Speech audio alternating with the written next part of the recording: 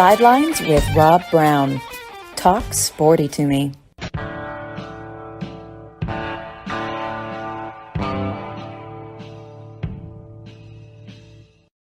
All right, and welcome to Friday's College Football Basketball Blitz here on Sidelines. Rob Brown with you, broadcasting live from Red River Ford Toyota in Wynne, Arkansas. A lot going on here today. They are open Monday through Saturday, 9 a.m. to 6 p.m. Check them out on the website. Lots of new Toyotas and Fords, also over 700 used cars, trucks, and SUVs in inventory. RedRiverFordToyota.com. If you need to get your vehicle serviced, service department is open on Saturdays, 7 a.m. to 12:30 p.m. Austin Futrell, Johanna, the whole crew back there, 25 service bays. They aim to please, and please is what they do. Hey, we're here every Monday through Saturday, 2 hours every day. Sidelines.live, 680thefan.com, the podcast park in Atlanta. Kicks 96.3, Alexander City, Lake Martin, Radio Alabama Group, headquartered in the marble capital of the world, Sylacauga. Thank you, Lee Perryman and the group. We got Jason Caldwell, Inside the Auburn Tigers, on with us in the first segment. Segment 2, Ken Capps, Football Writers Association of America, joins us from out in Dallas.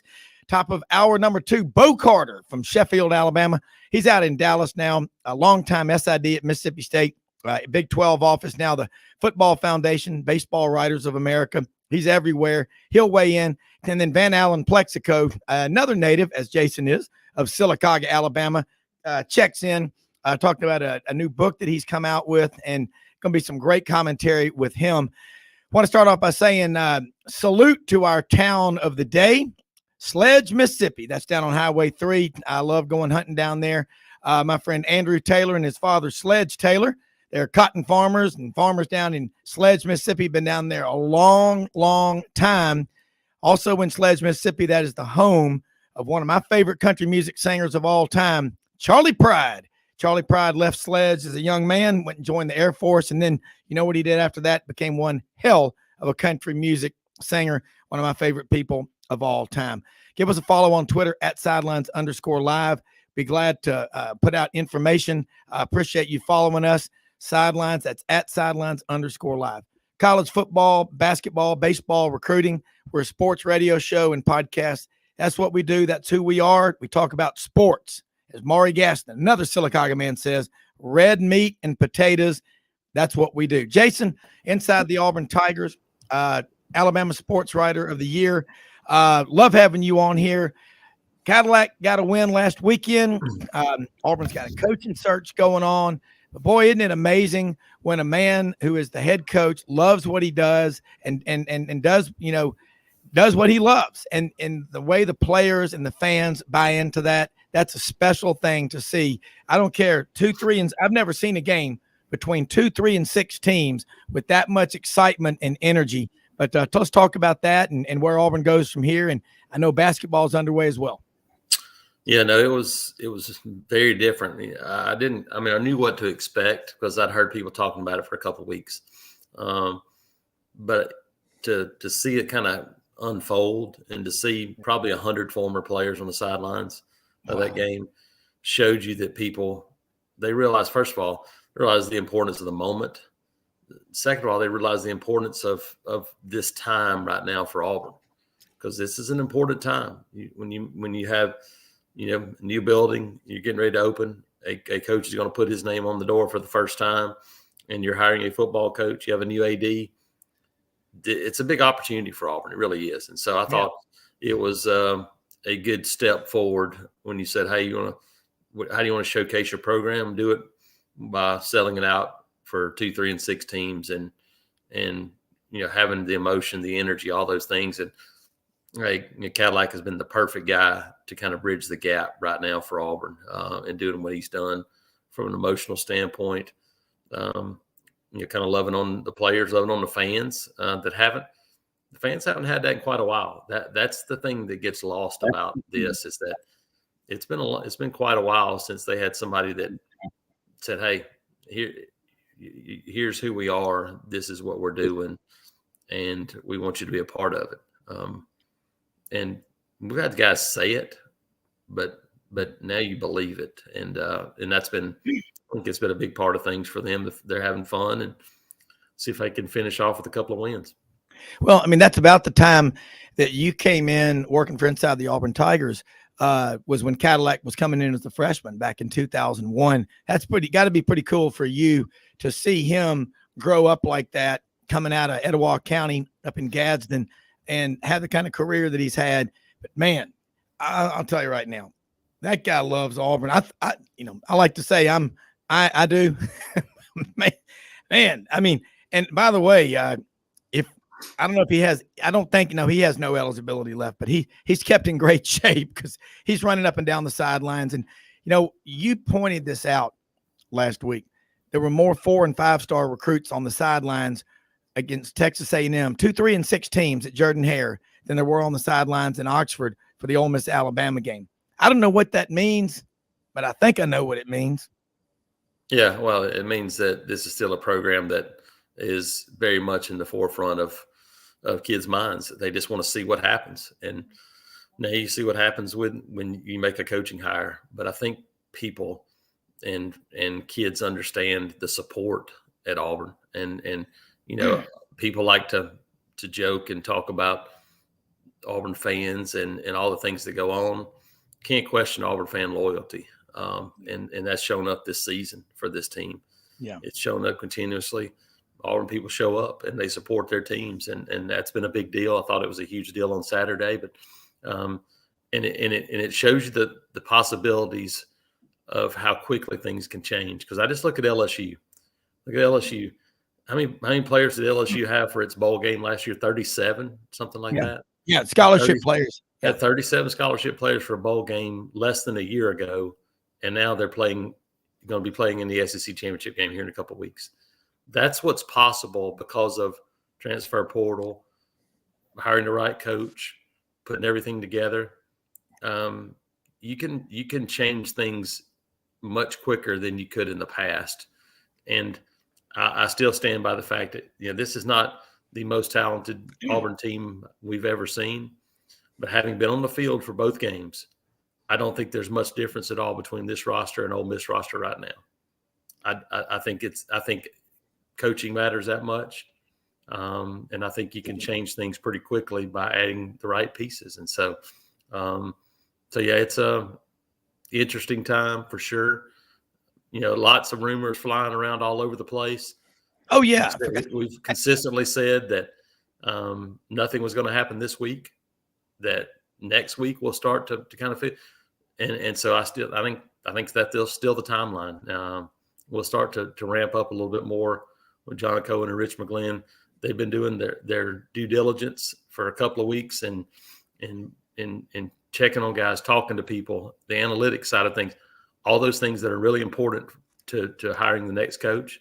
And now we'll start to see that really ramp up, even though, there's conversations that have been had. You have to have those things, but I don't think it's nearly as far along as people might think it is. Well, we all know what the chatter is out there. It's everywhere, and it's coming from every possible deal. I like to be counterintuitive in the way I look at things. Everybody can't be right at the same time, and at least not very often. So very likely could be somebody no one's even talking about. We know who those names are, and you can speculate all you want, but what Auburn has to offer. You took a tour of that new $91 million football-only facility the other day. What's it like? Yeah, somebody asked me in my mailbag that I just put up a few minutes ago. Somebody asked me, first of all, my impressions. Second of all, what would I add or what was missing? And that was the easiest question to answer because there's nothing. I don't know what's out there that you could possibly add to it. Cadillac Williams talked about it last night, and it was my answer as well. I said the most unbelievable part of that is something that LSU has already started, but Auburn kind of took it to another level. There's a room off the coaches' offices that has the width of a football field. It's probably only 15 yards long, but it's the width of a football field. And it has on the wall, the ability to project an opponent's set, whether it's offense, defense, special teams, or whatever. You physically can have a walkthrough while lining up against the opposition. not a scout team. They can see them on the other side. They're lined up and they're on the field. There's hash marks, there's yard lines, all those things. And it is a virtual walkthrough with a football field. It's incredible. Everything that you go through and state of the art, when you think about state of the art, it's something they've already been doing, but they have a 3D printer and a full body scanner, basically. They can go in and they measure everybody sizes. And if they have something goes on with their arm, they can print them basically a brace or a protective shield and know exactly how big to 3D print it immediately, so it will fit the player and be so. Like normally those things would take a week or two to go get something like that done. Now they can do it in a matter of minutes. And so all those things, multiple locker rooms to kind of keep guys safe. They have a dressing locker room where their equipment will be, all those things. And then there's a different locker room to where they're lounging before and after practice, but they have a kind of shower in between. It's everything that you can think of has been thought of. Will that mean that you automatically go out and win national championships? No, but now you've got everything that you need to do to be successful, in recruiting. Hey, a new football coach, all those things that things like that will matter. And so it'll be fun to see them when they get in that building and start to really hit the ground running. Well, you know who the architect is on that project. It's a pretty cool story because he played when I was there, a walk-on from Selma, Alabama, Philip Coward's younger brother, Yan, and architect. And it's just such a small world. Here he is, that's really cool. A walk-on Auburn football player gets to be the lead architect on that project. And it's just it is an incredible facility from everybody. From what you said, I saw your tour of going in there, but you're right. It gets you in that conversation. So that's huge progress. Jimmy, jumping here with Jason Caldwell. And let's, man, what is happening right now? A lot of stuff in transition, but Jason, you just gave some great highlights. Well, since Cadillac was named the interim coach approximately 3 weeks ago, it seems like a universal opinion among all Auburn people that for so many of them, the first time in their memory, all the different factions of the influential part of the Auburn nation seem to be thinking the same. They seem to be rowing in the right direction.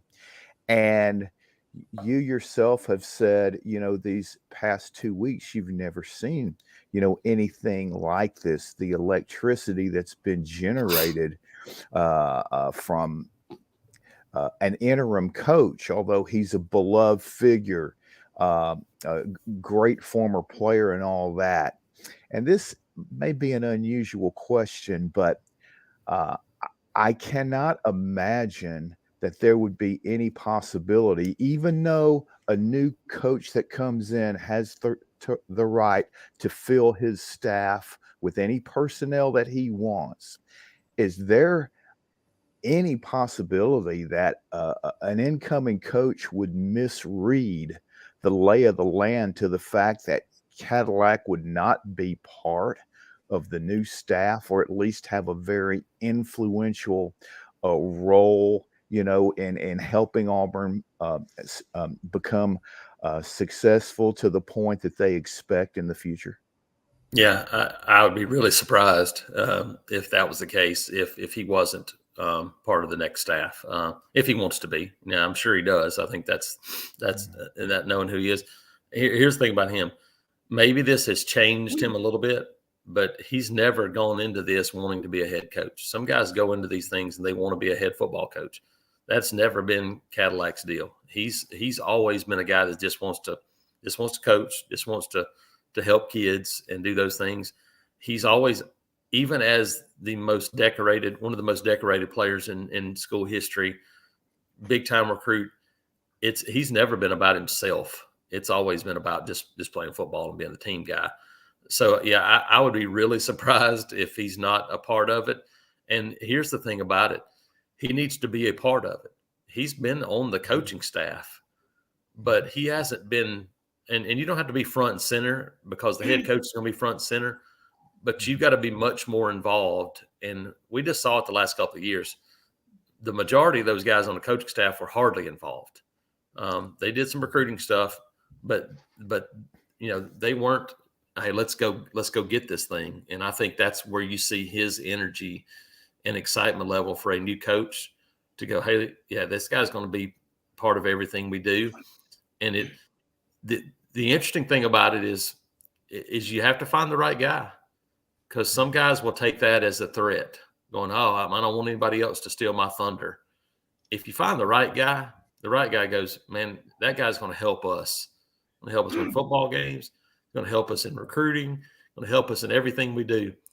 Find the right guy, and that's your answer, in my opinion, going, hey, look, those guys are going to be involved. And so, yeah, it is an interesting dynamic, because you hear it all the time. Some guys, don't, and I think it's pretty telling that John Cohen kind of did the same thing. John Cohen comes in. Rich McGlynn was a guy that people said, hey, we'd like to have that guy hired as AD. And John Cohen, the first thing he did was said, look, I want you to be my guy, my right-hand man. Yeah. And I thought it was a very smart move. And Auburn's next football coach would be smart to do the same thing with Cadillac Williams. And I'll tell you, one of the greatest things I ever read was Mr. Woodruff, big Coca-Cola people up in Atlanta, told a friend of mine, he said, son, you start your own business, you'll have all the success you ever can dream of, as long as you don't care who gets the credit, as long as you're a team player. Great stuff. We're going to be right back with Jason Caldwell inside the Auburn Tigers after this quick commercial break.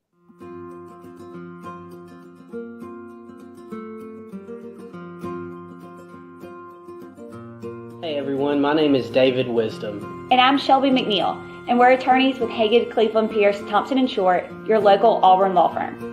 Established in 1959 right in the heart of Auburn, Haggard, Cleveland, Pierce, Thompson & Short has grown in response to our clients' legal needs. We're a full-service law firm focusing on the legal issues our clients face. We take pride in providing our clients with exceptional legal services, ongoing communication, and skilled representation. If you have any questions about our services, please give us a call or visit our website today.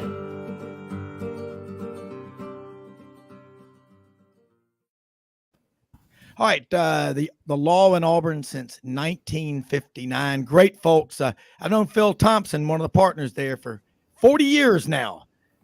My pledge trainer back in the day. Tough as nails, native of Huntsville, Alabama. Great attorneys out there.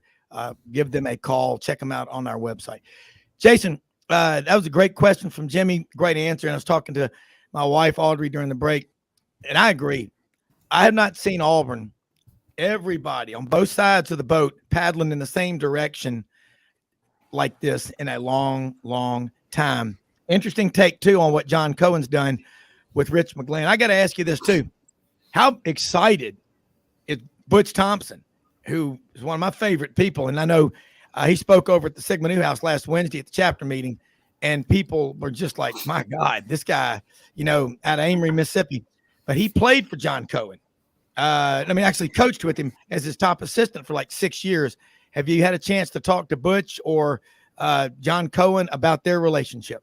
Yeah, I talked some, and Butch during the process, once it kind of came out there, he's like, look, I'm going to go with whoever they hire, but obviously you look, and I think that as much as anything, that relationship is big. As much as anything for a baseball coach, you bring in a baseball guy, and with Auburn right now wanting to take the next step or steps in facilities at Plainsman Park and to build on the success that they've had, having a guy that understands the importance of that from a baseball perspective is as big as anything. And so I think when you look at having somebody that knows, and people that travel, they might travel to football games, and Auburn fans now have traveled to some basketball games. Yeah. A lot of people don't travel to away baseball series. So you might have an idea, and Plainsman Park is still a fantastic place to watch a baseball game. But go to Mississippi State, go to Arkansas, go to LSU, go to Texas A&M, go to now Florida, Kentucky's new state. and you look at what the rest of the league has done, and you go, okay, got some catching up to do. Now you've got a guy that understands that in an athletic department role. I think as much as anything, that support system for the baseball is going to be big. Yeah, Ole Miss is putting another $40 million into their stadium, Cameron Swayze, Oxford Stadium. That's $128 million they've spent on that facility. Switch gears real quick before we go. Bruce Pearl, Auburn Tigers have played several games. What's the takeaway so far from those? Yeah, what you would expect from a Bruce Pearl basketball team right now. Really athletic, really deep for this team, and struggle shooting some early. But I think Chance Westry getting healthy is going to be really big for this team. He is a different guy than they've got on this roster. He's a different guy than they've had in a couple of years. He reminds me a little bit more of Marquise Daniels in that he's a guy that can play the mid-range game, but is like a 6'5" point guard. Where you have a guy that can get to the lane and then dish and find guys for easy baskets. So he has a little bit of that point guard mentality in him. He's really important. Janai Broom still not quite 100% after an ankle injury in preseason, but he had 18 and 13 in 20 minutes the other night. So he's a big finisher around the rim, lefty. They got bodies. The thing you can't simulate for this Auburn basketball team that teams are going to have a hard time with is the defensive intensity and the ball pressure that they put on. I mean, they get after guys as soon as they touch the ball for 94 feet. And it is a hounding defensive presence, and it's hard to simulate. And so that's going to be the calling card for this basketball team. It's going to be defensive intensity, more inside-out basketball. But Wendell Green's playing at a really high level early in the season. And I think you can see the second year for Wendell Green, KD Johnson, Zep Jasper, those guys, that they're not forcing as much now that they're in this system. They've been here for a year. They're kind of letting the game flow to them a little bit more, and I think that's important for this team moving forward. Hey, got a text from Al Sherman, listener over in Fayetteville, Arkansas. How's Auburn's recruiting going, and has anything changed, in your opinion, since Cadillac took over as the interim in terms of in-state presence? Yeah, I think it's hard to change a whole lot until you get the next head coach in place. But I tell you what they've done is that they've continued to stay in it with guys, which is a huge deal. Without a head football coach, you're still getting guys to visit. You're still getting guys on campus. That to me shows you it's more than just one coach or a coach. That's a program thing. That's a fan base thing. That's what's important. Is so these guys are going, okay, I like everything about Auburn. And we've heard that. These guys, you can tell when guys make 5 visits to a place and they haven't committed yet, and they come back, even though there's not a head football coach, their place speaks to them. Now, can the coaching fit match up? Yeah. That's what we've been waiting on. I think a lot of guys had questions about Brian Harsin, for the last couple of years. They liked Auburn. They visited, but they didn't commit. Now we'll see if whoever you hire as the next guy can kind of push over that finish line. You're going to have a couple of really busy weeks to do it between that and the transfer portal. But, got a lot of guys in the state of Alabama, especially that would be big time game changers in a hurry for this Auburn program. Yeah, it's amazing. Hey, Jason, look, I know you got a big day ahead of you. You got Western Kentucky coming in. You feel good about that game. That's only a 5.5 point line. It's going to be a struggle, I think. It's a scary game because this is not an Auburn offense that's really dynamic. If you were a team that averaged 45 a game and you said, hey, it's going to be a kind of a shootout game, you'd feel pretty good because you feel like Auburn's defense is probably better than most of the teams they've played. But this is not that Auburn offense. They're going to grind it out. Western Kentucky leads the nation. They forced 30 turnovers this year. They lead the nation in forced turnovers. That's been an issue for Auburn. I think Auburn can run it, but Western Kentucky, 4 or 5 really good receivers. They're going to throw it a bunch. He averages 40 passes a game at a minimum. So you're talking about 40 times you got to rush the passer. So I still like Auburn, but this could be a dicey one, especially if you turn it over a couple times. Yeah, I got you. Jason, tell people how they can follow you, keep up with you, because you put out great work. Always love having you on, and already looking forward to our next visit next week. But maybe you can check us out. Yeah, check us out at auburnundercover.com. autigers.com is Auburn247, and can also follow me on Twitter at ITATJason. All right, Jason, thanks so much. Have a great weekend. Thanks, guys. Y'all too. You bet. All right, let's switch gears, head down to Dallas. I know last week, man, I was getting hungry listening and watching you on the screen here. Ken Capps, Football Writers Association of America, UT Austin alum. And Ken, my wife and I were driving into the studios here at Red River Ford Toyota over Crowley's Ridge or Crowley's Ridge, depends on how you say it, in the Mississippi Delta here this morning. And up there's a place called Hilltop Liquor Store, and they've got this gigantic frog in a beach chair, kind of kicking back like he's at the beach. And I said, who do you think his favorite college football team is? And she goes, what did you say, Audrey? No, the Fighting Okra of Delta State. And I said, no, he is a TCU. All frogs are TCU fans. Your wife's a TCU fan. So talk about that game last week, but I know you had something you wanted to bring up. There's an anniversary today that I think nobody's ever going to forget.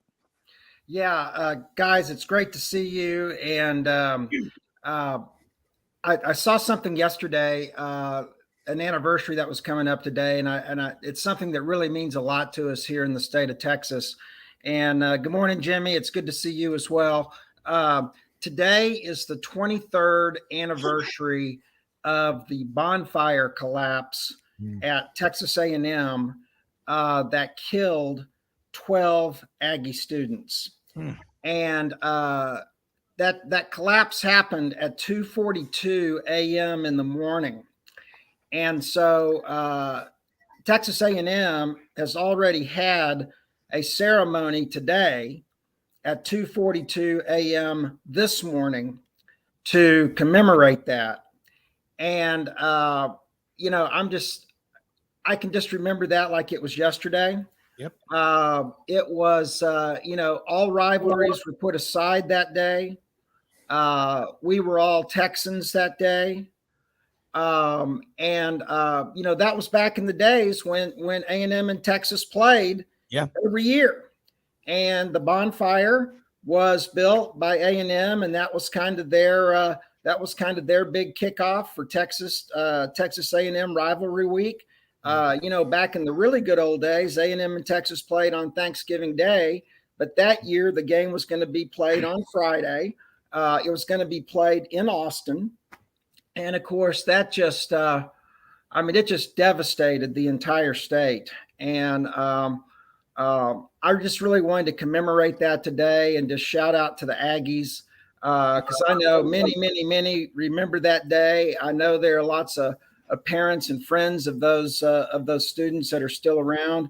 And the one thing that I really remember though was the game did go on the next week, and the Longhorn Band at halftime of that game did a tribute to the entire university and those fallen students, and they played a version of Amazing Grace and lowered the Longhorn flags and put up the A&M flags at UT Stadium.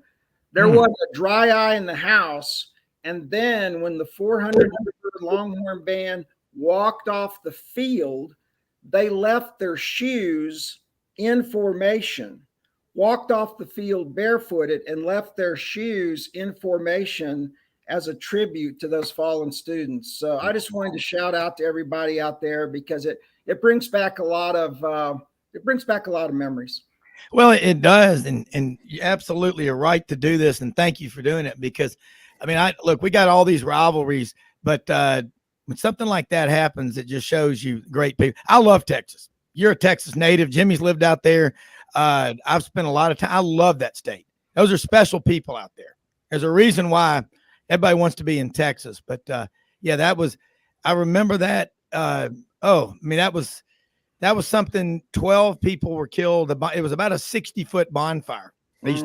Time and you think back, and I'm looking forward to, the future of that rivalry. And with Texas coming into the league, I don't think a lot of people, if you're not familiar with Texas and you graduated from there, that's a special place. Both those schools, it's fixing to get really on another level, and you're bringing in Oklahoma. But at the end of the day, it's all about people. You choose places, people. That's what it is. Yeah. But Ken, looking ahead now, you're like a Swiss Army knife, I like to say. You cover so many schools. You're a Texas alum. Your wife's TCU. Let's talk about that TCU Texas game. You were there last week. Man, how good is TCU, and how much work does Texas have to do?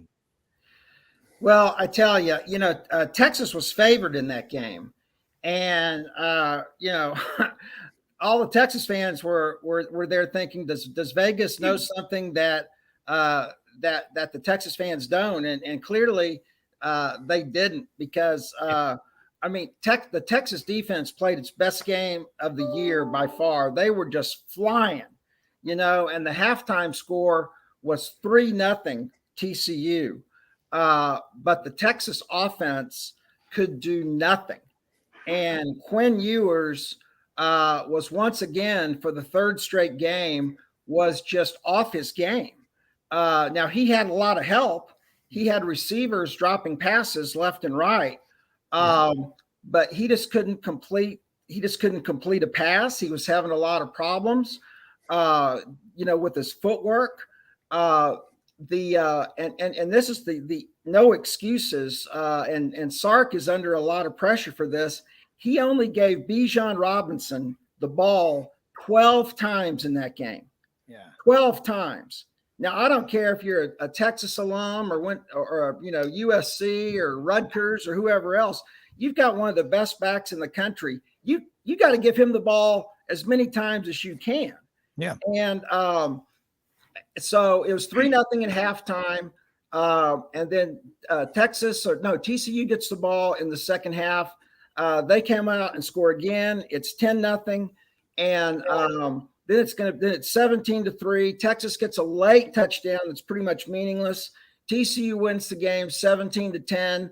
And next thing you know, when I get back home to Dallas, I see a gigantic TCU inflatable helmet in our front yard. So that's the price. That's the price I pay for TCU winning the game. But hey, they're good, And Max Duggan, he doesn't get a lot of credit, but that young man is a scrapper. And I just turned in my ballot for the Eddie Robinson Coach of the Year award that the FWAA does, and Sonny Dykes is at the top of my list. Takes a first-year team, is 10-0, and they're going down to Baylor tomorrow to play the Baptists, and they'll probably come out 11-0. And I give them all the credit in the world. And Texas, they play Kansas tomorrow, and Kansas used to be a gimme for Texas, and Kansas beat Texas last year at home on a 2-point conversion in overtime. And let me tell you something, as a Texas alum, the worst, most embarrassing thing that can happen to the University of Texas is to lose to Kansas. It's embarrassing. It's like the worst thing that can ever happen in life. And, it happened. It cost Charlie Strong his job in 2016. And it happened again last year. They're going back up there tomorrow. Texas is nervous about that game.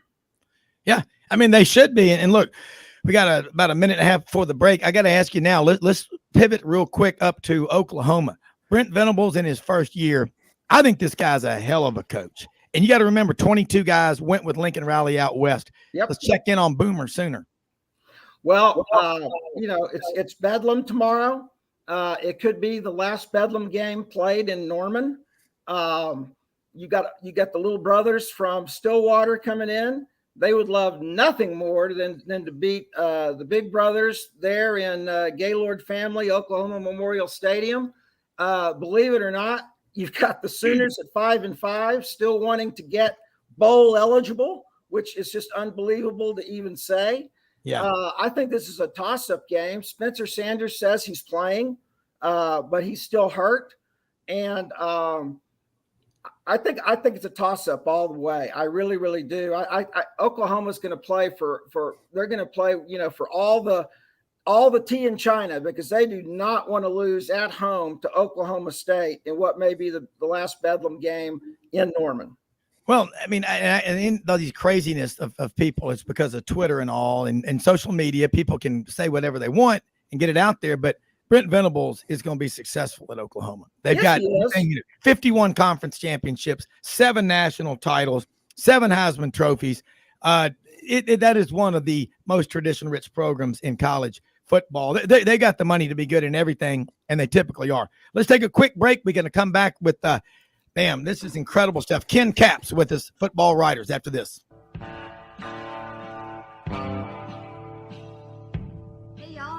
From Hewlett & Dunn, just coming to let you know about our new collection of boots. It's going to be our dress boots. They're the Horsepower collection, and they're genuine exotic leathers and really comfortable. Comes in all different sizes and patterns, so come check them out.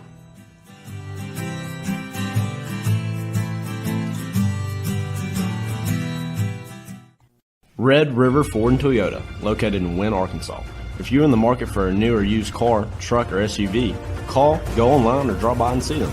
Located 45 minutes from Memphis, go off the 4-city exit on I-40 and go north about 15 minutes on Highway 1. Easy to work with and still believe in customer service. If you live out of town, they will deliver your vehicle to you. RedRiverFordToyota.com.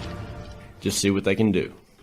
Strengthen your seed zone this spring with quality tillage equipment from House Industries. Located in Cherry Valley, Arkansas, House Industries specializes in manufacturing superior equipment that will minimize your downtime and keep you working in the field. To ensure the highest quality control, all design, fabrication, and testing takes place in a 99,000 square foot manufacturing facility located right here in the heart of the Delta. Locate your nearest House equipment dealer online at houseindustriesinc.com. House Industries, breaking ground. Sidelines with Rob Brown. Talk sporty to me.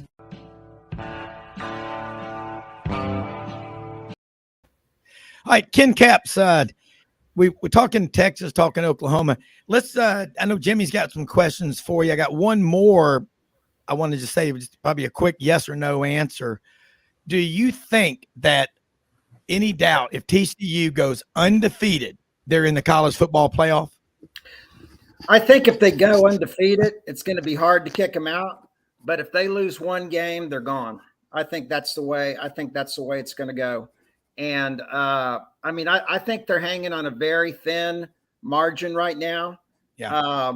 Everybody's rooting for them in the state of Texas because they've earned it. They really have. But I still don't think the committee is convinced. But it's hard to kick out a Power 5 team that's undefeated and played through the Big 12. So as long as they keep winning, I can't believe they would lose their number 4 position.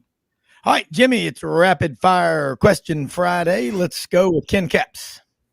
Well, I've got to say, I can't tell you how impressed I was with TCU on the defensive side of the ball. I mean, they absolutely smothered Texas. They didn't even let them breathe. And the only Texas touchdown was when TCU had that botched snap. And I think it was a little high. And then Duggan tried to run it down, tried to fall on the fumble, and it squirted out of his grasp. And Texas scored on the scoop and score a fumble. Outside of that, that score was very misleading as to how much TCU's defense dominated this game. And what was so shocking, we had not seen TCU play like that defensively, even close to that level all year. And it was really impressive. They were fast, they were aggressive, hard-hitting. But what blew me away was how confident they were playing in front of 104,000 fans in a hostile environment. And they were up to the task. And honestly, Ken, I thought that there was a good chance that they were going to lose both the Texas and Baylor games. And yet they come in and just really dominate the game. And then at the same time, K-State goes into Waco and just runs Baylor out of McLean Stadium. It was just shocking, to witness. But you're right about that Texas defense. You don't think Gary Patterson had a hand in that game plan? And it was very similar to Alabama. They really made Texas look less than ordinary. And I think your comments about Ewers are were right on, because he doesn't mean to, I believe, but he's got this laid back personality that no matter if things are going great or not very well, he has the same demeanor.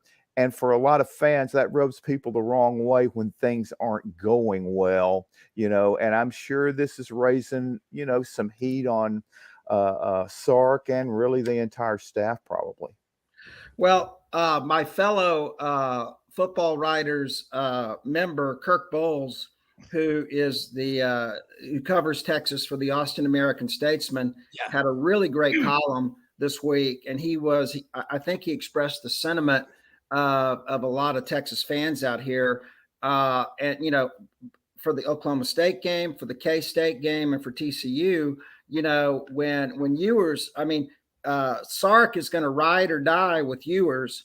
And, you've got Hudson Card, the number 2 quarterback, sitting on the bench, who ain't a bad quarterback. Sark needs to win now. He needs to win now. And if Ewers isn't playing well during a game, it's not demoting the guy, it's benching the guy and putting in a guy that can play. Look at all the teams that have benched their number 1 quarterbacks this year. Clemson is a great example. And of course, that kid's from Austin Westlake. That came in and won the Notre Dame game. Hudson Card, if he needs to come in there and play a few series or just come in and take over the game in the 3rd or the 4th quarter, Texas can still finish 8-4, which would be a heck of a lot better than 5-7 from last year. But a lot of people are getting a little impatient with Sark sticking with Ewers when he continues to play bad. And then number 2, with his play calling. And of course, I'm a Sark believer. To come straight from Alabama, winning the national championship and stepping over to Texas. But right now he is 11-12 in 23 games at Texas. And when you've got Sonny Dykes coming over in his first year being 10-0, you've got Josh Heupel coming over in his second year and being 9-2. People are looking at Sark saying, come on, man, you got all the talent in the world. You got to be doing a little bit better than 11-12. Yeah, Tennessee, Josh Heupel, in year 2, and consider 44 players 2 years ago went into the portal, transferred out. And so he's going to make it tough for everybody else. I got to ask you too, Ken, looking at big picture, head back east in the SEC, coming in, is Texas, do you think by the time, it could be next year, it could be 2 years before Texas comes, maybe 2025. I just keep thinking it's going to be earlier than everybody else thinks. With Texas, they got Arch Manning coming in. The core of this recruiting class they had that's so highly rated is because Arch is coming. You've got a lot of talent at quarterback, but somebody's got to be so good that nobody talks about the backup. Right. Well, and there's another backup that hasn't even seen the light of day, and that is Malik Murphy, who was the number 1 quarterback in high school in California, won the 6A championship in California last year, and he's been the scout team quarterback all year, and he's right up there too. So what Texas fans have been thinking, somebody's going to hit the portal. Okay, you can't have all these. You can't have 4 or 5-star quarterbacks all on the bench. Somebody's not sticking around. Yeah. And that's the hardest thing to do now. You have to recruit. Think about what's going on at A&M. What are you hearing about this recruiting class? Ranked number 1, 7 5-stars in there, but basically they're almost like mercenaries, just brought in. I'm not sure they have bought in, most of them, to what the Aggie culture is. You got to get the right fit. It's just like when you hire people in a business in the corporate world. Jimbo, I don't know if people out there are willing to pay and get him out of there, but next year will be year 6. It should have already happened. Well, you're right, and at least 3 of those recruits have already said that they're not coming, and one of them, this really number 1 linebacker guy, it looks like maybe coming to Texas, Dylan Hill. But I think more are going to peel off before signing day. And I think it's going to be real tough for A&M in recruiting here. So I think they're going to really have to hit the portal hard after the year's over. And and what people have been thinking this whole week, especially after the loss last week, was start out number 6 in the country and now lost 6 in a row. I mean, the Aggies are just they just can't even believe it, and they're so stuck between a rock and a hard place because you've got a guy making $85 million guaranteed. I mean, you just can't kick him out the door and say, here's $85 million. We'll see you later. I mean, even the Aggies don't have, well, I guess they've got that much money, but you just can't let that money leave, And so I think the thing that he's going to have to do is hire an offensive coordinator. He's not going to like it, but he's going to have to do that to take the heat off. Is he willing to give up control? And nobody likes being micromanaged. Gus Malzahn said it all the time. I'm bringing in somebody. We're going to get butter. He doesn't, butter, Butter. It never happened. And I see a lot of Jimbo's simple, just like he's his way of doing it. When they're successful, he's going to take all the credit for it. When they're not, he needs to get somebody, because the offensive coordinator has a shelf life of about 3 years. And they're so predictable, you can beat them blindfolded if you got enough talent. You're right. And he's gonna have to do it. It's not going to matter if he likes it or not, because he's under so much pressure right now amongst the big boosters that he's going to have to do it. So if he doesn't, if they somehow let him ride one more year, I just can't see it, because it just can't happen. And they play UMass this week. I think they've got a pretty good chance of winning that game. Yeah, I do too. but I can't see it. But the same as with Sark. I mean, he's become very, very predictable, and I never thought I would see that in him. But and throwing these long passes all the time with Ewers. I mean, we've got all kinds of great receivers at Texas. For the short passes, for the slants, we've got the Billingsley, the guy the tight end from Alabama, who's fantastic, who transferred over. And we can throw to the tight ends.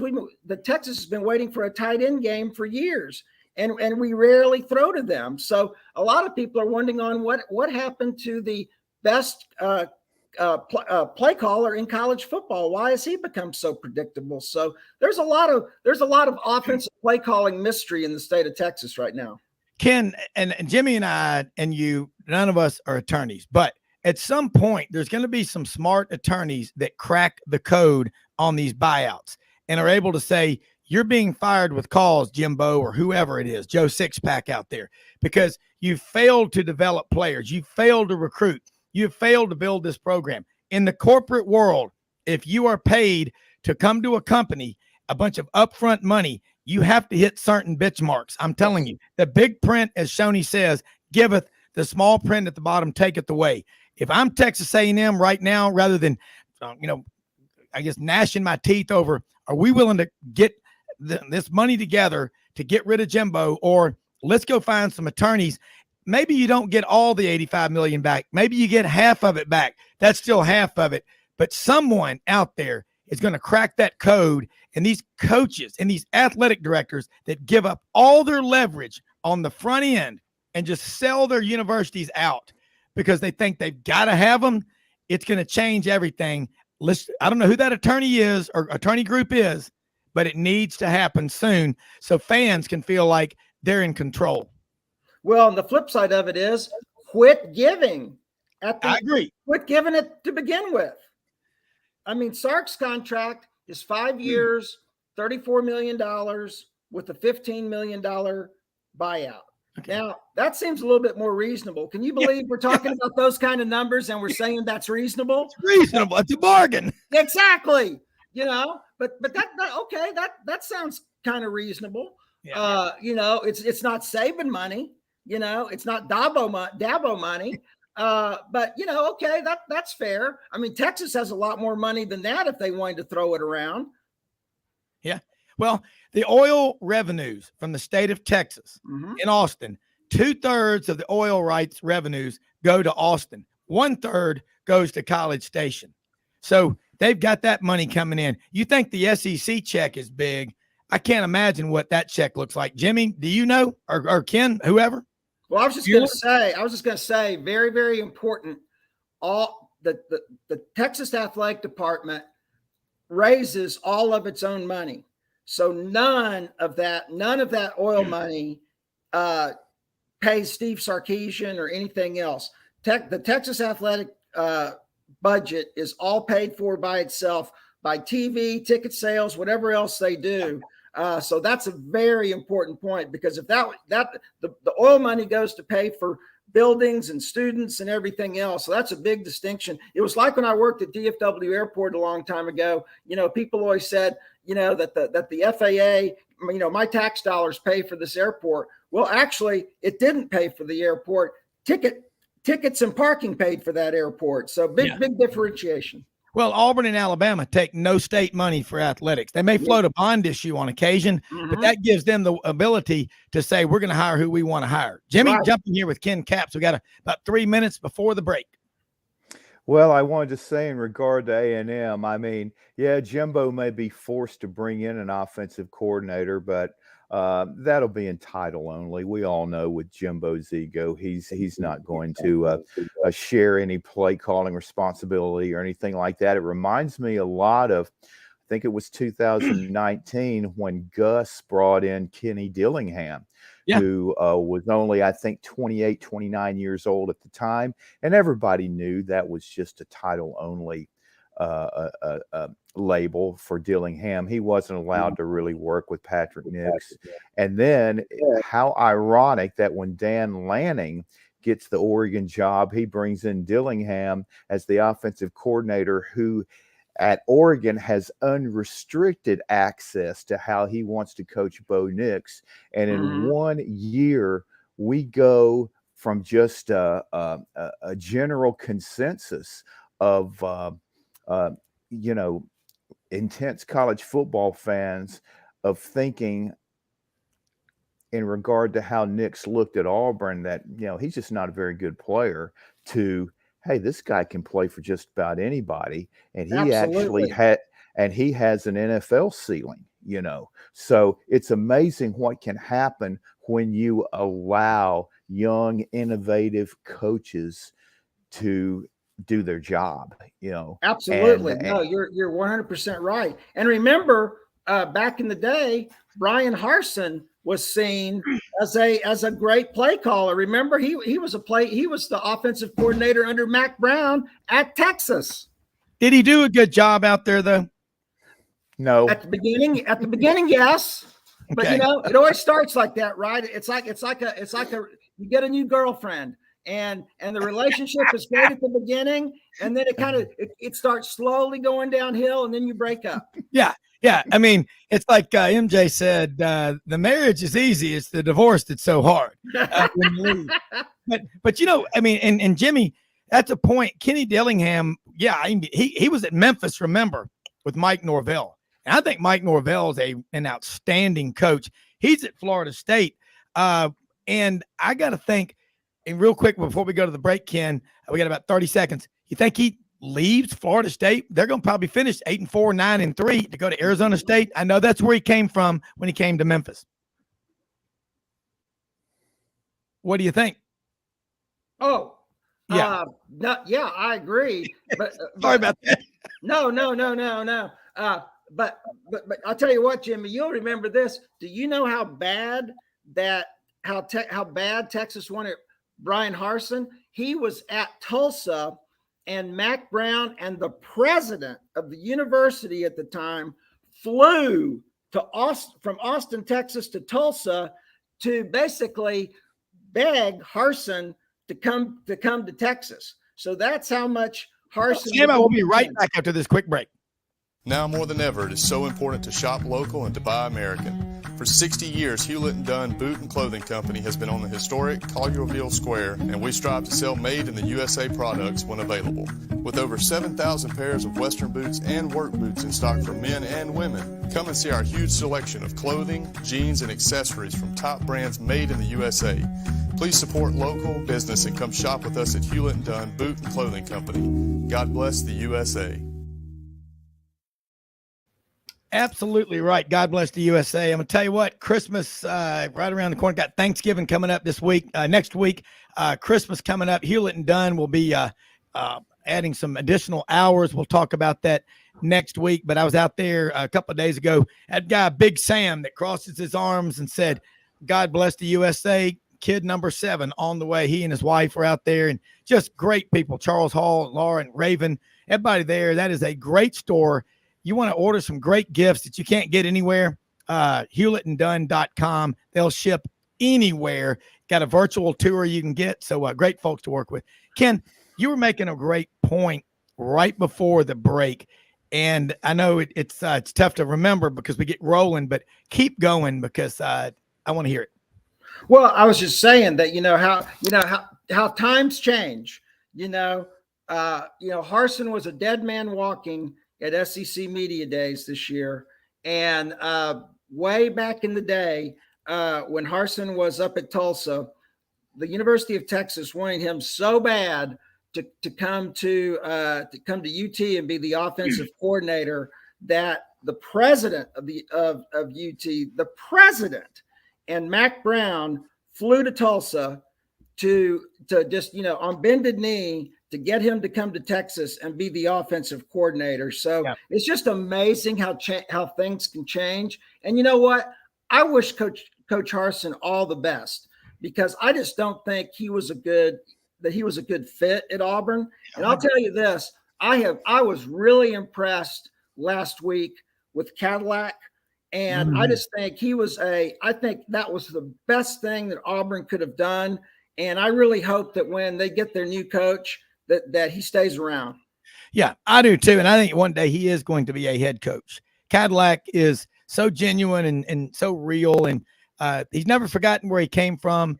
And he always gives back. And that comes through with people. And I wish Brian Harsin, bad fit. And it made me mad because I don't think he was. Either you embrace where you are or you need to go find another job. All right, we got Bo Carter on the line with us right now out in Dallas. And got to say this, Bo Carter, got a great text from somebody, and I've got to pull this up for you. But he said, Bo and I grew up together in Sheffield, Alabama, played a lot of sports together as young kids. And he said, he's one of my favorite people, and I'm really proud of all of his accomplishments. And he's one of the nicest, most genuinely good people around. Gil Whitlock, my good friend. Oh, yeah. He's great. He's a great golfer. He's a scratch golfer if you ever need to go get some rest. Are they talking about this Bo Carter? No, that's a scratch golfer. There we go. He is called. Yeah, he can. No, he's a great. He was on the golf team for the captain of the golf team, man. Great player. Yeah. Great player. A lot of people come from the Quad Cities, Muscle Shoals, Tuscumbia, Florence, and Sheffield. And hey, people, and I know where Cherokee, Alabama is. My friend Bill Alexander, who played at basketball at Auburn in the late 60s, all SEC player. He used to duck hunt with me a lot, and we'd quail hunt down there at his farm in Cherokee up there on the mountain. If you call that a mountain, it's a big old mountain.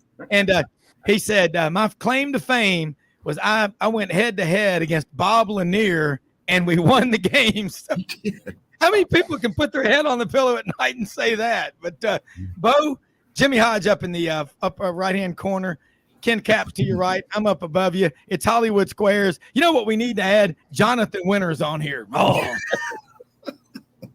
But Bo, we've been talking some college football. If I twist your arm, jump into this conversation. But a lot going on, man. That TCU Texas game last week. You know what's cool is you're bringing Texas and you're bringing Oklahoma into the conference.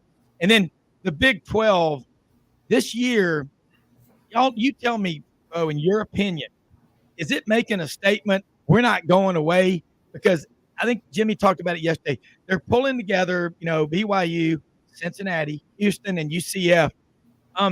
Those markets right there, those are big markets.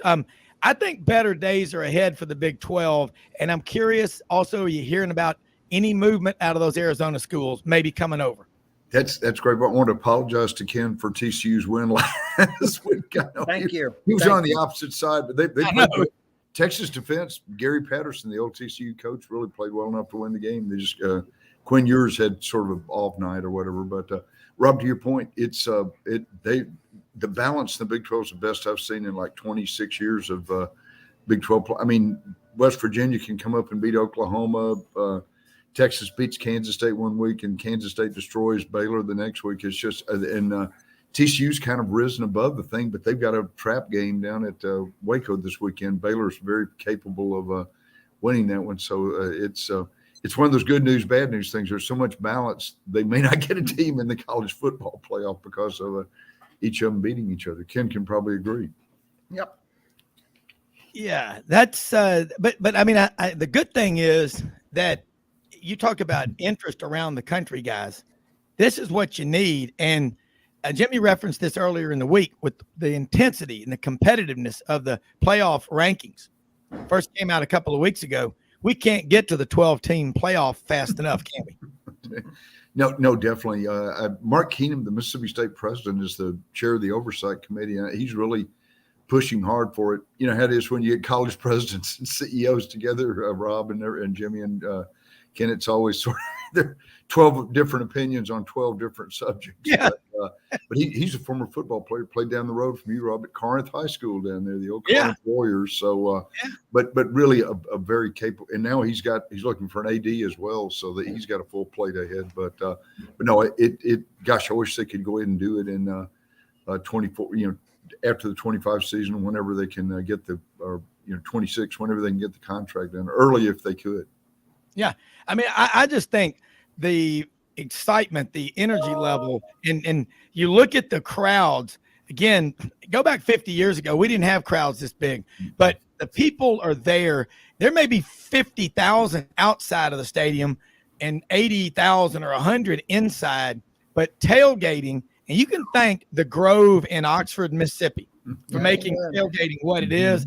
But, and Ken, by the way, the statute of limitations have run out, but we took an RV, met up in Mobile out to the Auburn, Texas game in 1984. And we were painting with some of those watercolor orange and blue paints, a big sign, for Auburn. We hung up at Darrell K. Royal Memorial Stadium, and we painted it. And it was, the paint went through onto the surface below, and we looked up and it said the Lyndon B. Johnson Library or something like that. I don't know if it ever came off, but that was 38 years ago. I was there. I was there. We were driving through Austin in that RV on 6th Street that night, opening the doors. That is, you talk about Bedlam. It's on another level, but it's an incredible. We're the SEC. You think road trips are fun now? Wait till you start going to Austin, Texas, man. Jimmy, jump in here with us, man. This is a free for all. I would say Bedlam, but that's reserved for tomorrow. Oh yeah, I mean Austin's the only place you can go where you can just stumble into a world-class music act. When I was at Adidas at the time, we had the University of Houston. And so anyway, they were playing Texas, and that was during the Applewhite, Sims, quarterback controversy and all that. And one of my big buddies, who was the Houston equipment manager, said, hey, come over to the game, because I lived in Kyle at the time. And by the way, Ken, my daughter was born at Seton Medical Center. So I have a pretty strong connection there to Austin. But anyway, so we were kind of hanging out, me and my wife. It was a night game, and we ran into this guy, and he goes, hey, you're not going to believe this, but Johnny Winter's playing right down the road here about a block away. So we go to the game that night, and then afterwards we see Johnny Winter. I mean, Austin's the only place in the world you could just stumble into one of the greatest guitarists of all time. I mean, but it is an amazing place. They lovingly call it the 40 acres because it's in a very condensed land mass. But again, though, it's just when you talk about the ultimate definition in the SEC, I've referred to A&M as the sleeping giant, but Texas, I mean, you've got to put them in that category because of the tremendous success they've had in decades past. And But there's see, no reason that they Jimmy, shouldn't be able to. You just said the word had. Yeah. Okay. Yeah. What Texas fans are longing for are to have success again. Because so many people, a lot of people say that how does Texas keep getting all these great recruits? Because a lot of them, everybody brings up Vince Young. Most of these kids were like in diapers or maybe not even born yet. Vince Young was playing and beating USC in the Rose Bowl, Right. And so, and I think it's going to be tough for Texas and Oklahoma those first few years in the SEC because the competition is a hell of a lot tougher, in the SEC. Every game, except for a couple of exceptions, is hard over there. Yeah, I think for Texas, though, Ken, that it was a very smart decision for them because their mindset had to be, especially with the power brokers, hey, we're treading water in the Big 12. If we got the opportunity, we've got the huge brand name, though. Let's go to the SEC because, again, the recruiting pitch is going to be tremendous. You're going to be playing against the best competition in college football every time you play a conference opponent. And yet at the same time, you can go to school close to home. And that's a very powerful a message, but at the same time, with all the resources from a financial standpoint, facilities, all that, Texas has it all. And that's why I can understand why their fan base is so frustrated because they have everything you need. It's like a blind dog in a smokehouse. You can smell it, but you can't find it. Yeah. And hey, look, let me tell you, you talk about Austin food.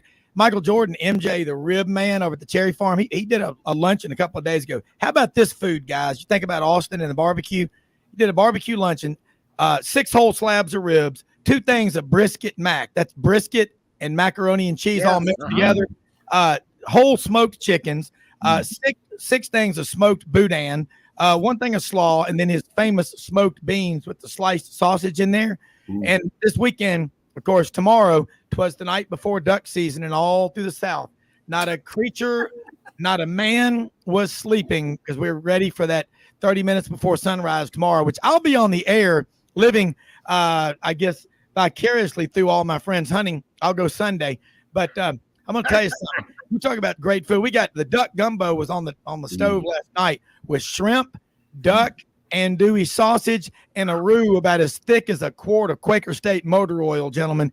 That is some good food, and top that off with some road sodas and some, good Knob Creek or Woodford Reserve or Jack Daniels in his case. But guys, going back to what Jimmy said, Austin, and Ken, you said it, but Wall Street Journal branding, Texas brand coming into the SEC is number 1 at $1.108 billion. That's their value.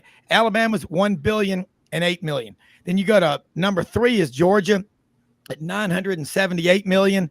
Oklahoma's $938 million, and Auburn is 5th at $872 million. That's some powerful stuff.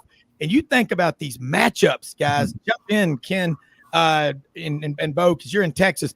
Think how many more eyeballs are going to be watching an Alabama Oklahoma game, an Auburn, Texas, 10 UT versus UT, man. Think about that history between the people of Tennessee and the people of Texas and a little place called the Alamo in San Antonio.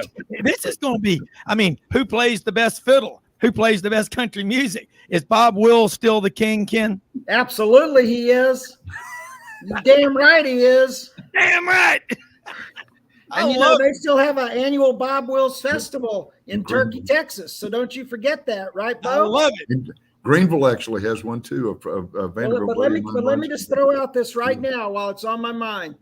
Next year, you guys pick a game in Austin, and you guys come down here. We'll do the show on Friday from either Cisco's, where last week, or a barbecue joint, or we'll do it from DKR. I can get that set up.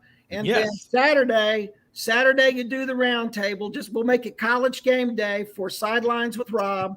And then we go to the game. Okay. Right. So then, Jimmy, you got to fly down too. We all got to do it. See, I like that. Michael Jordan. Damn right. Thank you, sir. Yeah. Hey, Michael Jordan, what we're going to do, we're going to bring his to-go thing of food down there, and we're going to have a little barbecue contest between the Texas folks and MJ's food. Come I'll put on. him up. Hey, it's going to be MJ is a competitor, man. And I'm going to tell you, but you're right about Texas, and it's the fun. And we're not even talking about, it doesn't matter who you're playing. It's you're going to the game to be around great people. That's what makes college football so special. And that's what I love about it. Bo, you talk about the Bob Wills festivals. I mean, someone asked me this morning, who's my favorite country music singer of all times? Well, I've grown up sitting out in the backyard by the pool with my dad at night during the summer, every night, making him a scotch and water, listening to Hank Sr. As a young boy in 1950, I think he and three of his friends hitchhiked from Memphis, went to Nashville, went to the Grand Ole Opry. Of course, it was sold out. And one of the ushers was taking a smoke break. They snuck in the side and goes, boy, that's the craziest thing I've ever seen. Half the people in there didn't have on shoes, wearing overalls and straw hats. He said Minnie Pearl, Little Jimmy Dickens, Roy Acuff, Eddie Arnold, they all sang. But the house came down when Guess Who came out on that stage and goes, I'm so lonesome I couldn't cry. Oh, my God. Hear that lonesome. Oh, He said, Lord. Hank Williams came out there. He said people were in tears. Oh, but man. you know what? That's the thing that I love about this. And every time y'all are on, I mean, it's like the damn cicadas going, man. We get all of us together. Meow, meow, meow. Rob, Get one out. Don't take me to the nervous hospital yet. thing- you'll love this, Rob. They're going to move the Country Music Awards from Nashville to Austin next year. Yes. Ken probably helped facilitate that, but it had been Nashville for 50 years, so that tells you how much. To Jimmy's I don't know. point, I don't know if I honestly, I don't know if I agree with that. I mean, Me too. Nashville is where that stuff. I lived in Nashville for 2 years working for WSM, and that's still the country music capital of the world. Austin is the live music capital of the world. That's how they differentiate it. Yeah. And so, Austin City Limits. Austin City Limits. Oh yeah, Austin City Limits is going strong. Well, let me just put it to you this way: next week, Texas plays Baylor and Austin the Friday after Thanksgiving, and they just announced that after the game, Asleep at the Wheel is going to play after the game. That for free. That's not a bad concert to go to after. And let's take a break. We're going to be right back on this Friday morning roundtable Sidelines.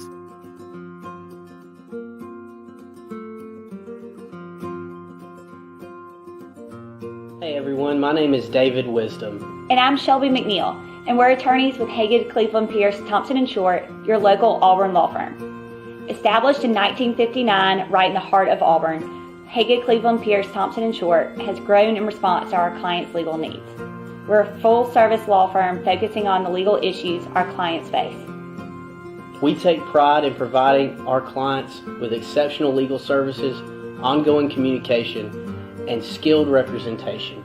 If you have any questions about our services, please give us a call or visit our website today.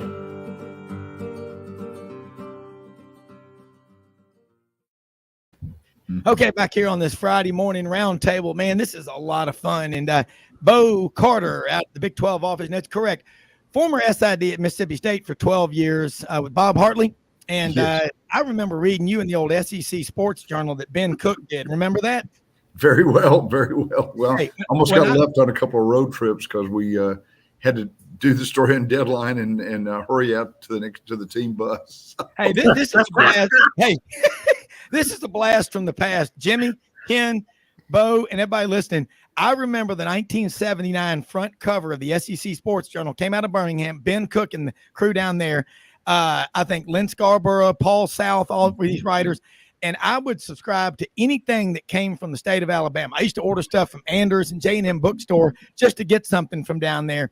And so I got to say this one, you go back and you start thinking about, oh my God, I lost my train of thought about the about the night. I'm trying to think. Oh Lord, I got 1979 cover. Yeah, the 1979 cover of the SEC Sports Journal. My brain got ahead of my thinking. I've heard that before. But anyway, the front cover. You know what it said? Mississippi State's Magic Man, Marty McDole from Mobile, Alabama. Y'all remember Marty McDole? Sure. That dude, you talk about an incredible player, but that's, you think about the writers. Jimmy, you know it. Ken, you're a writer. Bo, you're a writer. When you read great sports writing, you are seeing the frescoes in the ceilings of the Sistine Chapel come to life, and you're working out, you're lifting weights, you're doing hill repeats with your brain.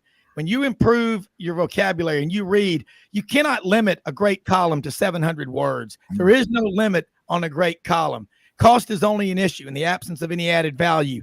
If you have to ask how many words are in a column, you don't like to read. That's my take. You know, y'all think about, Ken, you and Bo, when you write a column, what are you thinking about first? Well, I'm always thinking about what does my audience want to hear? And that's what I like so much. Pardon me. That's what I like so much about our Hollywood Squares. And people have told me this, and I think this is the greatest compliment about your show, Rob, is it's like four guys sitting around your living room with the TV on, watching a football game, and just talking and having a coffee table full of snacks and some cold drinks, and just telling stories and laughing. And you know what? I said, you know what? That's the ultimate compliment. To you, Rob. Well, it's all about the people. You know, it ain't about individuals. It's about great people, and the people that come on here bring so much to the table. Jimmy and I, we're blessed every day to get to talk to the best people out there. And it's about sports, and it's about engaging our guests, getting the ball in y'all's hands and say, get in that end zone, son. Keep going. As Michael Jordan says, you damn right. So I'm going to tell y'all right now, Ken, Bo, both of y'all, don't ever stop writing. That's what, you know, how old was Furman Bisher when he wrote his last column? 94, 95? I think so, yeah. Fred Russell, I think, wrote it till he was 96 years old, Ken, I believe, at the Nashville Banner. Yeah. Amazing. Well, you know, we have an award at the UT Journalism School that we just started, and I'm fortunate enough to be involved with it. It's the Dan Jenkins medal for writers all over the country. And until his passing, Dan Jenkins attended the ceremonies. And so, you know, I've been reading a lot of Dan Jenkins' old writings from the old Southwest Conference, and writing about Darrell Royal and Frank Broyles and all those days in the 60s and early 70s. And man, there's just nothing better. There is just nothing better. Yeah. I mean, I don't know. It had to be pretty juicy covering the Southwest Conference during the early to mid 80s. Oh yeah. But I'm talking about no shortage of material. Oh yeah. Well, that's when you were talking about Houston, you know, when you're talking about Houston, man, Houston sure had their share of murder and intrigue back in those days in the early 90s. And but I remember those games you were talking about with Andre Ware and Houston coming to town and Bill Yeoman, and man, those were some awesome games when Houston was in the Southwest Conference. Yeah, and you know, Jimmy's right, but Bill Yeoman was there for so long. You know, Guy Lewis at Houston in basketball, and there's a ton of money in Houston. There's no doubt. And Ken, you and Bo, can you confirm this? As a young boy, I was going through Houston. The traffic was unbelievable. It was like a Wednesday or Thursday on the way down to Harlingen in the Valley. We were going down there to go bird watching and go into Mexico. No lie, during spring break, I was a bird nerd. I wanted to identify all of them before I started shooting them. So I don't believe that whatsoever. I think you were going to Boys Town. No, I'm an ornithologist, is what they call me. Oh, do what? I'm with the government. Do what? No. Okay. We were going through Houston in the traffic, and my dad saw this sticker on this guy's truck, and it said Sam Houston State. And he said, boy, you ain't going to believe what they used to call the initials for that was. And I said, boy, he said it was Sam Houston Institute of Technology. Now, is that a joke or was that serious? Yeah, it's a joke. Okay. Yeah. Yeah. Dad, he got me. Dad's listening right now at 94, and he's going to go, boy, you believe that? I thought he was serious. Hey, Ken, I got to do a follow-up. You're talking about the late 60s, early 70s. I remember when Barry Switzer came onto the scene, and I mean, almost from the get-go with that wishbone, they were just running roughshod. And, of course, with a lot of people don't realize Darrell Royal played at Oklahoma. Yes. And so whenever Oklahoma started winning big, that's when they always have done well in Texas, but that's when it really accelerated, being able to get so many of those elite players. That Darrell Royal once was, I guess, during a time where Oklahoma had built a winning streak in the series. He said what Oklahoma was doing in Texas was comparable to cattle rustling, you know. Even though that, as far as I was aware of, it was totally legal for Oklahoma to recruit in Texas, you know. But I mean, that's how tense, you know. And they still do. And they still do. Was. If you look at an Oklahoma roster today, a vast majority of their players are from Texas. Yeah. But, you know, speaking of Barry Switzer, you know, the big scandal back then was, you know, he was caught spying at Texas Memorial Stadium on a Texas practice. Busted. And you know, but you know what we still call Barry Switzer down here? He is, you know, you think Bob Wills is the king? Barry Switzer's nickname is still the king. So I'm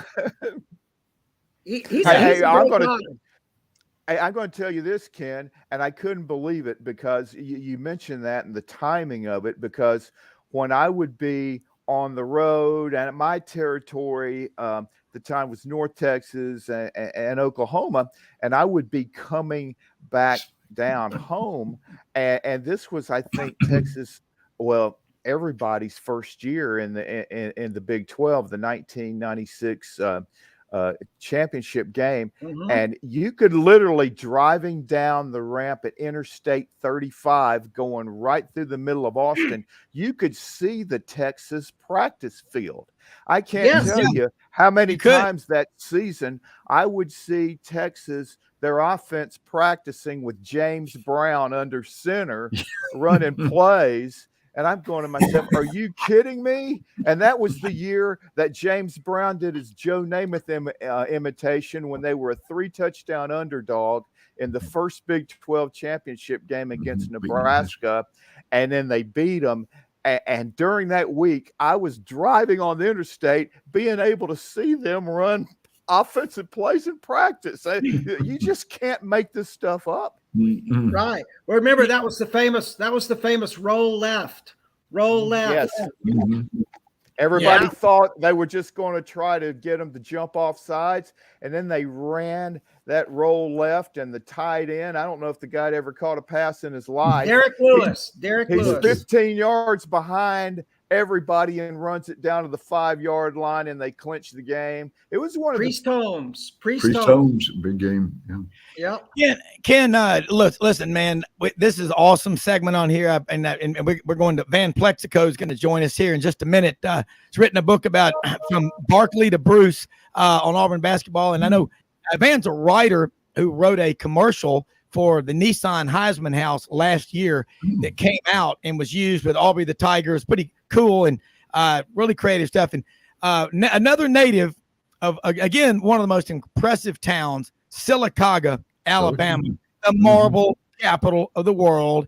And, you know, people don't realize Talladega it's a big county. But Ken, love to have y'all stay on here with us, you and Bo, and we're going to be talking a lot of football. And Van's also got lots of thoughts on this Auburn coaching search and college football. But Van, welcome to Sidelines. Appreciate you joining us here on this round table. Again, Hollywood Squares version, Friday round table that we like to do. But if I twist your arm and beg you, will you talk some college football and basketball with us? Oh, man. If you make me, I guess I'll throw me in the briar patch. All right. All right, let's talk about this book that you've just come out with, because these guys, Ken Capps is Football Writers Association of America out in Dallas, and Bo Carter was a SID for a long time at Mississippi State, Big 12 office now, the Football Foundation, Baseball Writers of America, and of course Jimmy Hodge and I do this show every day. We're all ears. And what'd you learn doing this book about Auburn basketball? Because we're lucky that we have Sonny Smith on the show with us quite a bit, and he was there when I was at Auburn. Well, just one of the genuinely nice guys, and who will ever forget Sonny and Wimp, the morning sports radio show? That was a lot of fun, but I bet you got some great stories.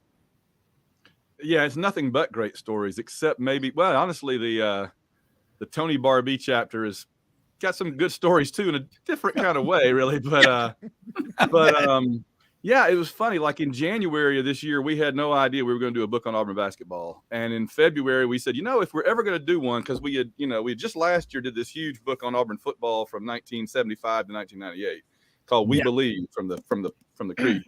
And I'm like, John, my AU Wishbone podcasting partner, John Ringer, I said, John, if we're ever going to talk about Auburn basketball, this is probably the year to do it. Everybody's so fired up, and it's all, And so in February, we started working on it, just researching. We did a new interview with Sonny, got a lot of good, funny Sonny one-liners in there, really good. We asked him a lot about Bruce.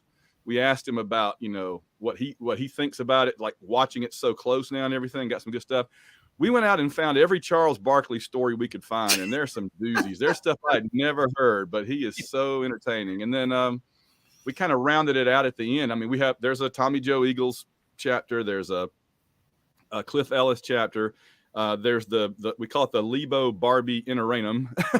And then the last chapter is a really big chapter on Bruce, and we call it the man with a lifetime contract. So it's just got tons of great stories in there. Sure. The thing about Barkley, I think, Ken, you might agree, I know you got a question, is that he's so bashful, isn't he, Ken? Oh, yeah. No, he's great. And I mean, I love college basketball just as much as I love college football. And Van, my hat is off to you on your commercial. I absolutely love those Heisman House commercials. They are so well done. And so congratulations on that. Those make me laugh all the time. And boy, what a great venue for Nissan. Yeah, that was that. The funniest thing about that commercial was when they contacted me, they said in the interview, and you can see it, by the way, at www.auwishbone.com. They sent me a copy, including my ESPN interview afterward, and it's up at auwishbone.com. But they asked the lady, the ESPN lady asked me, how surprised were you when we contacted you that we wanted to do your commercial? And I said, not really, because I thought it was a great idea.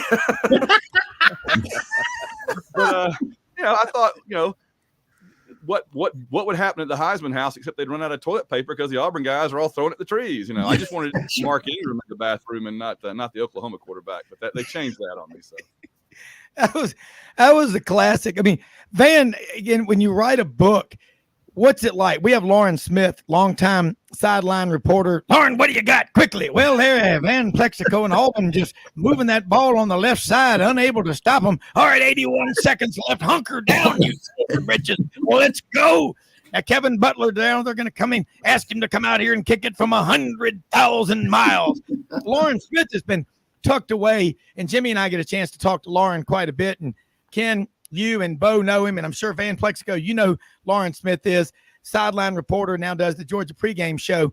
He's been hunkering down, writing this book about Georgia's national championship team from last year in such tough places to be as Sea Island, Georgia, St. Simon's Island, Augusta National Golf Course, having lunch with Vern Lundquist, but somebody's got to do it. Yeah.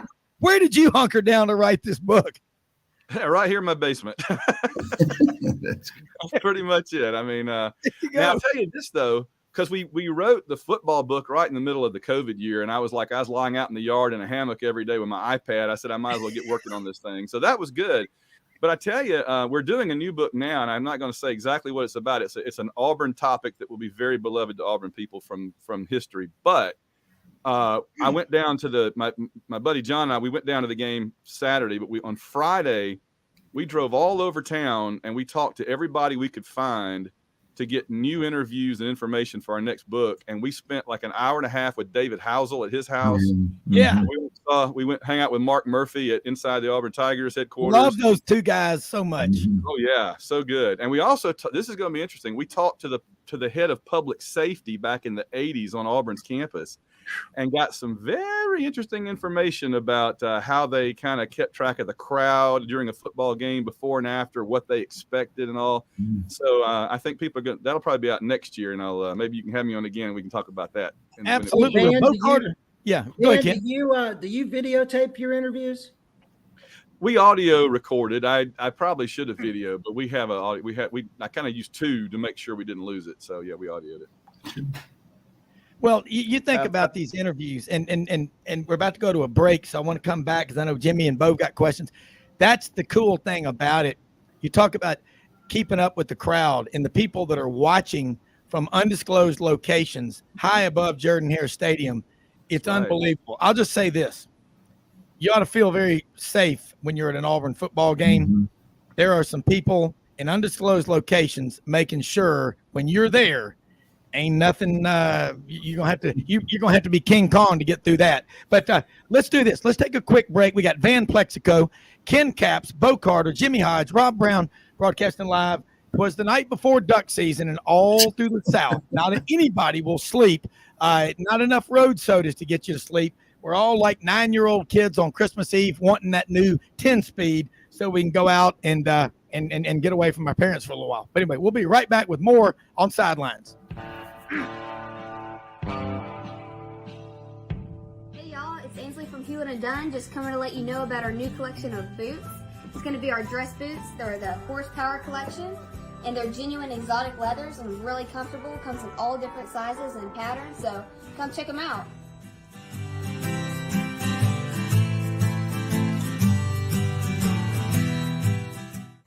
Red River Ford and Toyota, located in Wynne, Arkansas. If you're in the market for a new or used car, truck, or SUV, call, go online, or drop by and see them. Located 45 minutes from Memphis, go off the 4-city exit on I-40 and go north about 15 minutes on Highway 1. Easy to work with and still believe in customer service. If you live out of town, they will deliver your vehicle to you. RedRiverFordToyota.com. Just see what they can do. Strengthen your seed zone this spring with quality tillage equipment from House Industries. Located in Cherry Valley, Arkansas, House Industries specializes in manufacturing superior equipment that will minimize your downtime and keep you working in the field. To ensure the highest quality control, all design, fabrication, and testing takes place in a 99,000 square foot manufacturing facility located right here in the heart of the Delta. Locate your nearest House equipment dealer online at houseindustriesinc.com. House Industries, breaking ground. Sidelines with Rob Brown. Talk sporty to me.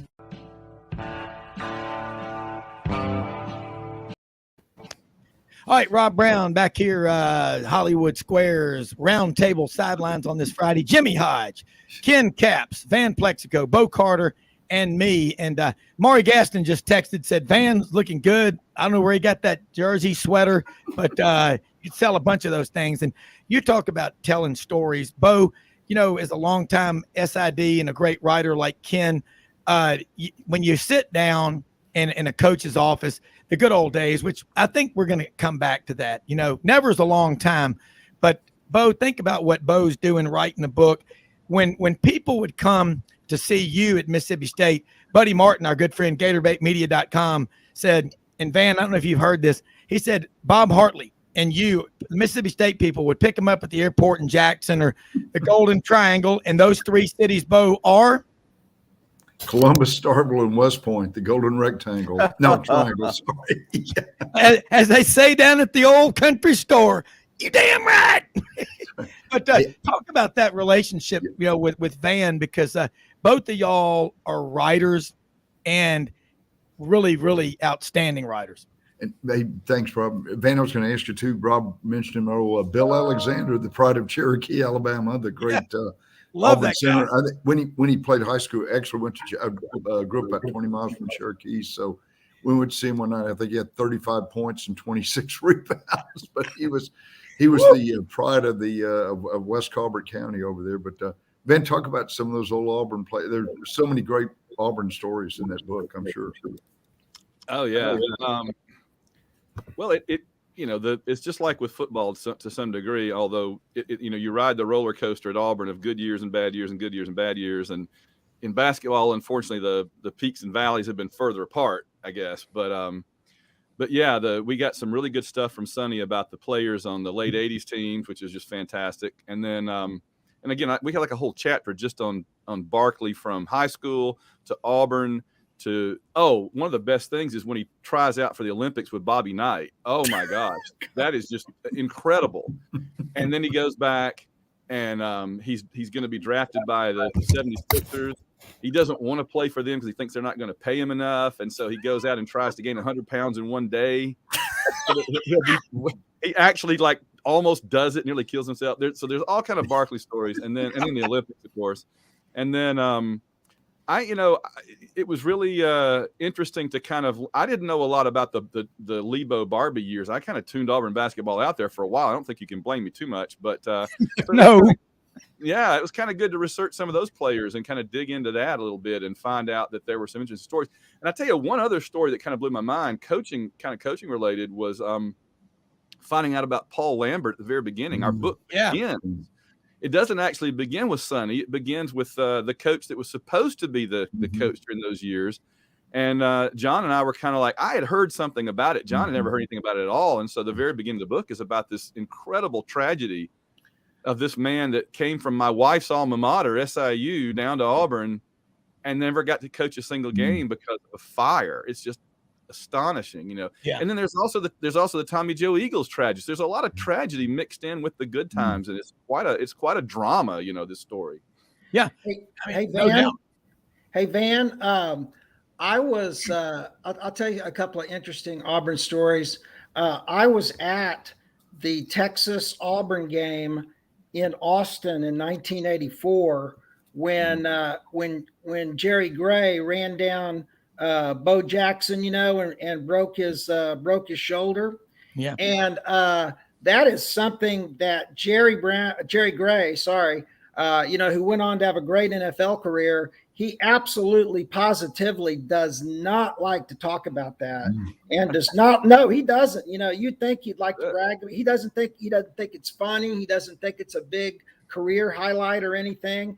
And then I was working, I've said a couple of times on the show, I used to live in Nashville and work for WSMV. And in 1985, when Texas came to Auburn to play, I drove from Nashville down to Auburn for that game. And that was my first time in Jordan Hare. And man, that was an incredible experience. Yeah. Yeah. No doubt about it. Yeah, Ken, when you talk about Jerry Gray, in this day and age of virtually every Power 5 college football game being televised in some manner by some network, if this were now, I think Jerry Gray and Mossy Cade may have gone down as possibly the greatest safety tandem in college football history. I mean, those guys were just absolutely brutal with the hits they were able to put on opponents, and then just the ground they could cover. And Leidig was a great linebacker on that 83 team, and it was tragic, really, almost for Texas fans, how they lost the national championship due to a fumbled punt at the 10-yard line with like 2 minutes left. And then Lastinger, scored on the option play, and Georgia beat them 10-9. Oh yeah, that was crazy. Ken, I was in school at Auburn in the summer of '84. I'll never forget Charles Barkley. Bobby Knight said, looks like Charles had gone home and eaten his mom and his grandmother's cooking. Did Charles give you a favorite food or a favorite restaurant or a favorite buffet that he enjoyed? No. I wish you would. I wish you would have. Yeah, man, are you there? Can you hear us?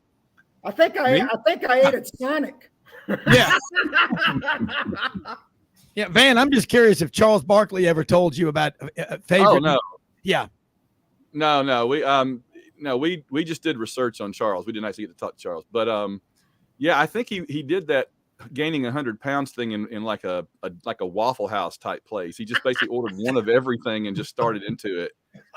and spent like 4 hours there just eating one of everything they had or more than that. So, hey, Van, I'm a Waffle House freak, man. Yeah. Well, Gus used to celebrate every victory at Auburn, at least for home games. With that was a routine, going to the Waffle House after the game to celebrate the win. Yeah, slung or unslung. I mean, and Van, the thing about it is the Auburn basketball. I went to every game when I was there, and I remember. I don't know, Chuck Person. He was friends with my roommate, Glenn Murray from Luverne, Alabama, down on 331. You know what the sign says in Luverne, friendliest city in the South.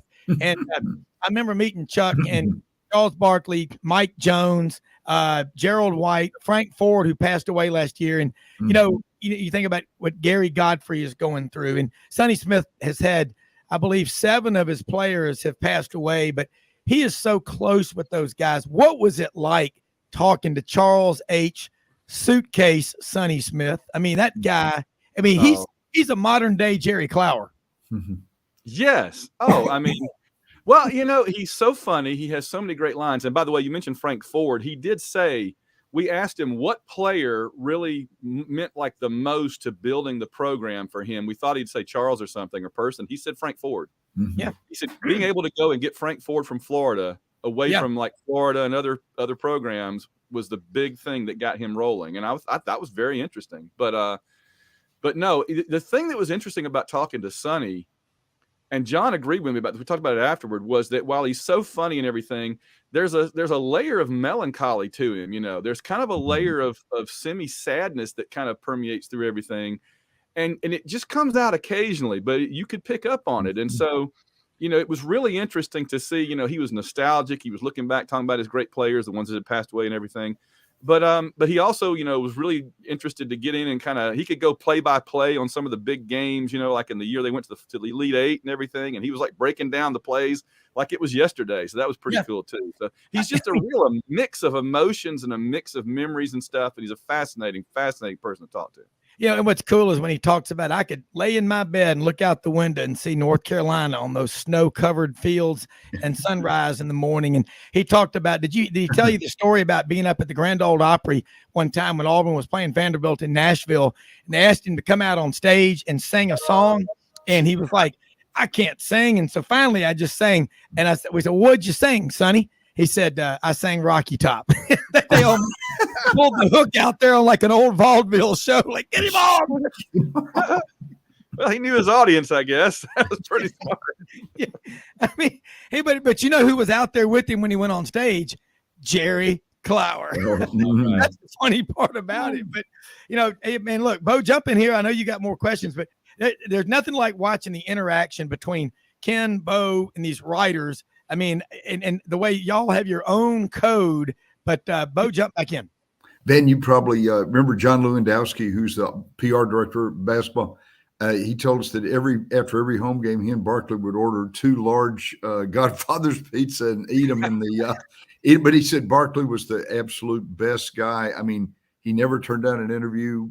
They would sit in the office and talk life and talk philosophy and just great human being. I still wish he'd move back to Alabama and be the first African-American governor of Alabama. That was his goal at one time, I think. He talked about it, right, back in the 90s, yeah. Yeah, that was it was interesting that he had that was one thing that I thought was really interesting that Sonny talked about, and we have it in the book too, is that Sonny compared how he coached Barkley to how Pat Dye coached Bo Jackson. Mm-hmm. And Sonny's so self-effacing, right? He said, I wish I had coached Charles the way Pat Dye coached Bo. Mm-hmm. He said, I was determined to make Barkley like any other player and had to fight him basically to make him, do things. And he said, Pat Dye understood when you have a superstar, you kind of have to conform a little bit to them to make it work both ways.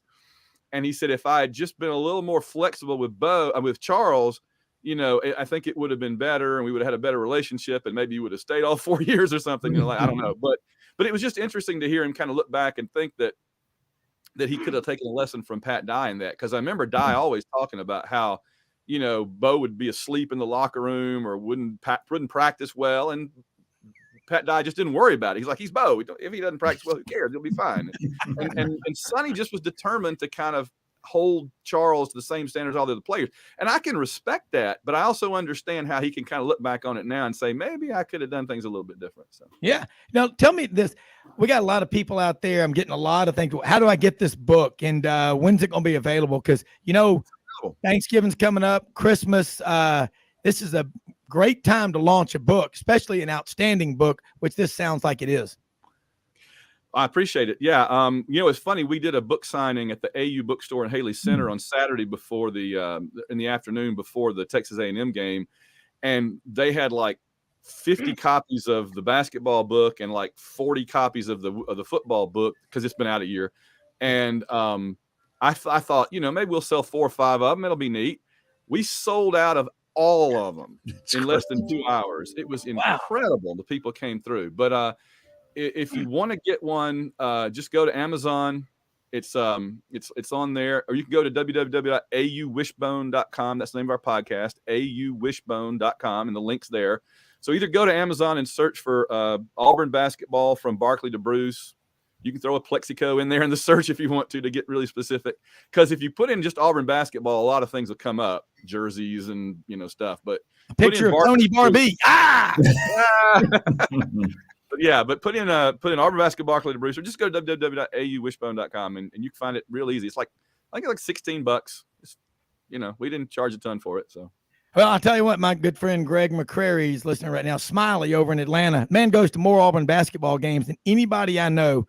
Smiley, you got to get you a bunch of these things. And so, I mean, that's what and that's, again, we got a few more minutes left. And I want to say, man, Bo Carter, Ken Capps, Van Plexico, Jimmy and I, honored, love having y'all on here. And I want to say, you know, what this is all about is engaging y'all and getting you to tell these stories. And Ken, I mean, you need to be writing a book. Bo, you need to write a book. Okay.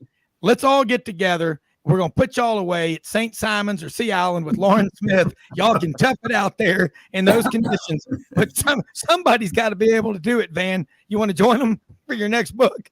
We have a writer's colony out there. How about that? Let's do it. Sounds fun.